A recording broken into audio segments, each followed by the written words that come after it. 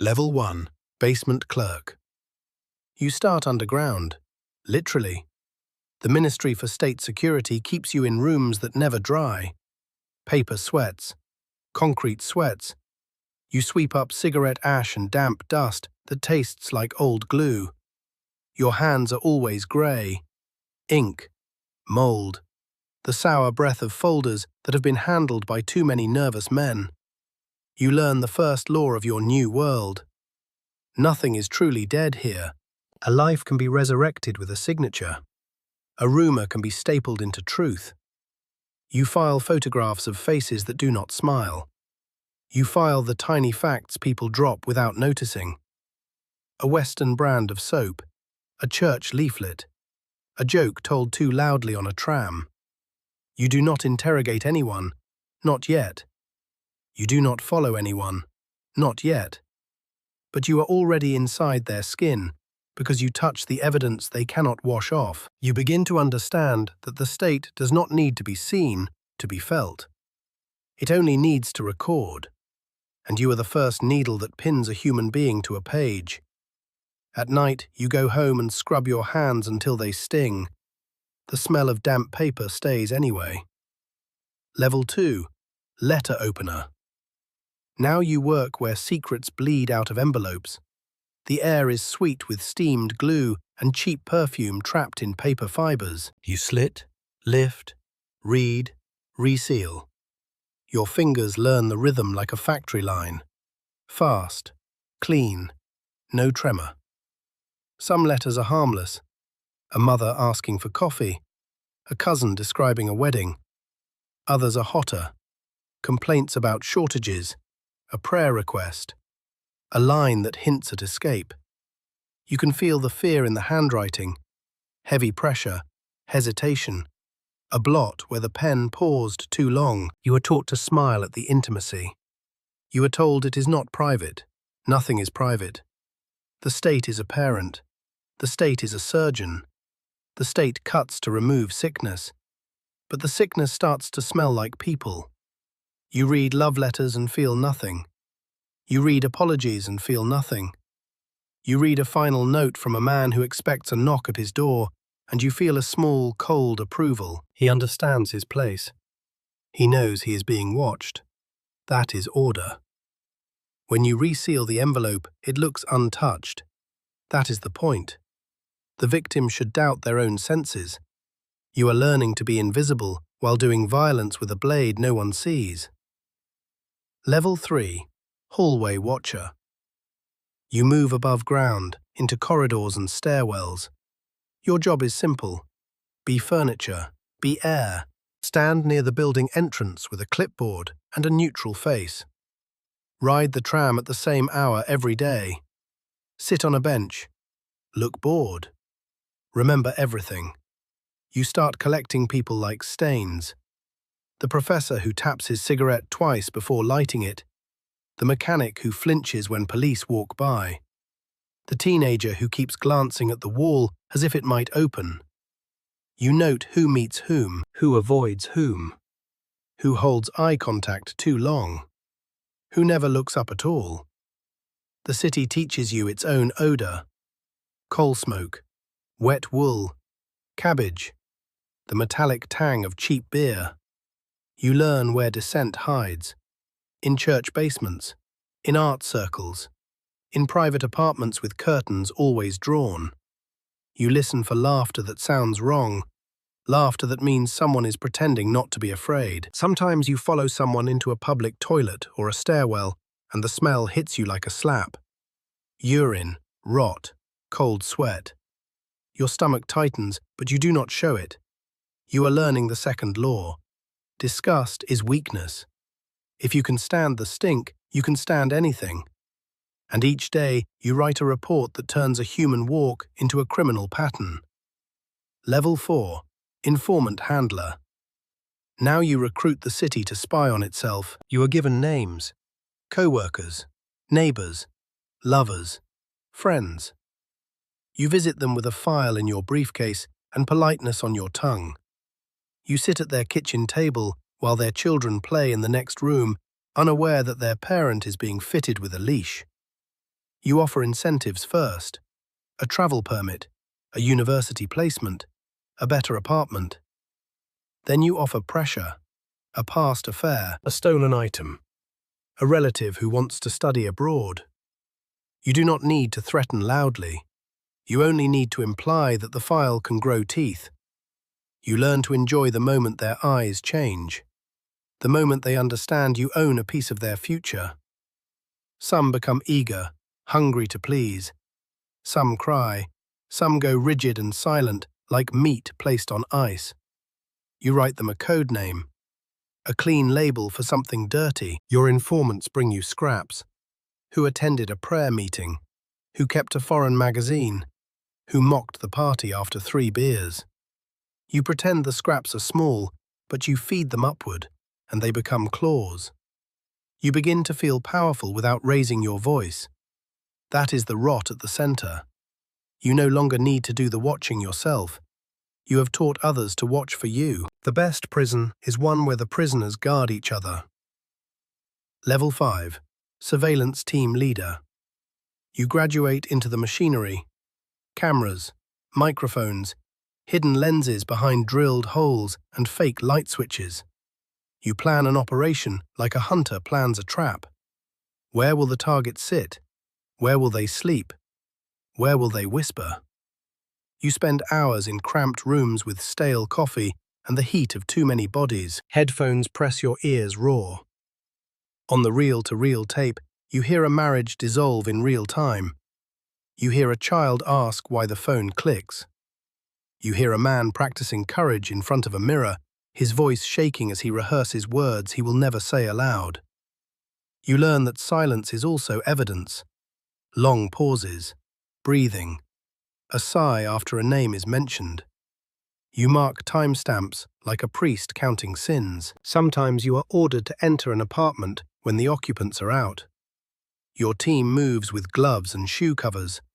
You smell their laundry, their cooking oil, their soap. You plant a device in a wall and leave everything exactly as it was. The intimacy is obscene. You know where they hide money. You know which cup they always use. You know the private angle of their lives. You tell yourself this is security, but the truth is simpler. You are building a god that hears everything, and you are one of its ears. Level 6. Interrogator. Now you meet your targets face to face. The first time you enter a detention wing, the air is cold and disinfected, but underneath it is another smell: fear, sweat, old blood that has seeped into seams. You hear doors close with the finality of a grave. You sit across from a person who has not slept. Light burns their eyes. They try to hold themselves together with posture. You dismantle that posture piece by piece. You do not need to hit them. You have better tools: isolation, repetition, paperwork that never ends, questions that loop until their mind begins to stutter. You offer small mercies: a cigarette, a glass of water, a promise that this can be over quickly. Your kindness is calculated, and it works because humans are starving for any warmth in a cold place. You document every twitch, every contradiction. You do not argue, you simply record their collapse. Sometimes you feel disgust again, but it is no longer about filth. It is about fragility.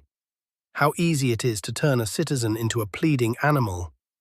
You begin to despise them for it. Then you begin to despise yourself for enjoying it. That is when you learn the third law. You cannot afford conscience. Conscience makes you hesitate. Hesitation gives people room to survive. When you go home, you still smell the room. Even after a shower, the fear clings to you like smoke. Level 7. Zersetzung Specialist. You are no longer asked to prove guilt. You are asked to destroy a person quietly. This is the refinement of cruelty. No courtroom, no public martyr, just erosion. You design pressure like a slow poisoning, a job warning delivered at the wrong time, a landlord complaint, a university rejection that comes without explanation, friends who suddenly stop answering the phone because they have been nudged, bribed, or frightened. You forge letters, you spread rumors, you turn lovers into informants. You make the target doubt their own mind. You watch them unravel from a distance. They begin checking locks twice. They stop trusting food offered by neighbors. They accuse innocent people and lose the last threads of support. They stop sleeping. They start hearing meanings in ordinary sounds. The world becomes a maze with you as the architect. This work feels clean. No bruises, no screams echoing down a corridor, but you can taste the sickness in it. It teaches you that the human spirit is not broken by one big blow. It is broken by 1,000 small cuts, each one deniable. You tell yourself you are preventing chaos, yet the chaos is what you manufacture inside a single skull. By the time your target collapses, nobody sees your hands on their throat. They only see a person who has become difficult, paranoid, unstable, and that is the most perfect crime. You have taught the victim to carry the blame. Level 8. Department Chief. Now you command a section. Files become rivers, people become numbers. You sign requests for wiretaps and house searches the way a butcher signs for meat. Your desk is clean, but the city is not. The city is full of trembling, and you manage the tremble. You attend meetings where men speak in calm voices about ruining careers and splitting families. You learn the internal map of the ministry, the rivalries between departments, the hunger for promotions, the fear of being seen as soft. Your subordinates bring you results. You reward them with praise that costs you nothing and binds them tighter than chains. At this level, the moral decay is complete. You do not ask whether an artist is truly dangerous. You ask whether the artist is useful as an example. You do not ask whether a pastor is innocent. You ask whether his congregation can be infiltrated. You are managing moods, managing hope, managing the future. But power makes noise. Your phone rings at odd hours. Someone above you wants more. Someone beside you wants your job. Someone below you wants to impress you. You begin to feel watched by your own system. You sleep lightly. You keep your own papers locked. You choose your words carefully even in your own home. That is the cost. The machine that protects you also measures you, and the higher you climb, the more the air thins, until every breath feels like evidence. Level 9. Inner Circle. You are close enough to the top that you can smell panic before the public does. Reports arrive about strikes, prayers, marches, whispers traveling faster than your informants can follow. You see how quickly certainty decays when the crowd stops fearing the uniform. In briefings, the language grows sharper. Orders tighten. The idea of control becomes a superstition everyone pretends to believe. You approve new operations, harsher surveillance, wider nets. You tell yourself the state can still win if it squeezes hard enough. But you feel something shifting under your feet, like ice cracking. Your paranoia becomes ritual. You change routes. You suspect your driver. You suspect your secretary. You suspect your own thoughts. You imagine a file with your name on it, thick with details you forgot you revealed. You have built a world where betrayal is normal. Now you live inside that normal. Then comes the collapse, not as a single explosion, but as a door opening that cannot be shut. Crowds, chanting, borders loosening, the old fear draining away in public like blood from a cut. You sit in an office full of documents and realize paper cannot stop history. You can shred, you can burn, you can order silence, but you cannot unlearn what you taught the nation, and you cannot make people forget how it felt to be watched. In the end, you are trapped in the simplest horror. You spent your life creating cages for others. Now the bars are inside you. Even in freedom, you flinch at footsteps in the hall. You listen for the click on the phone line. You wait for the knock.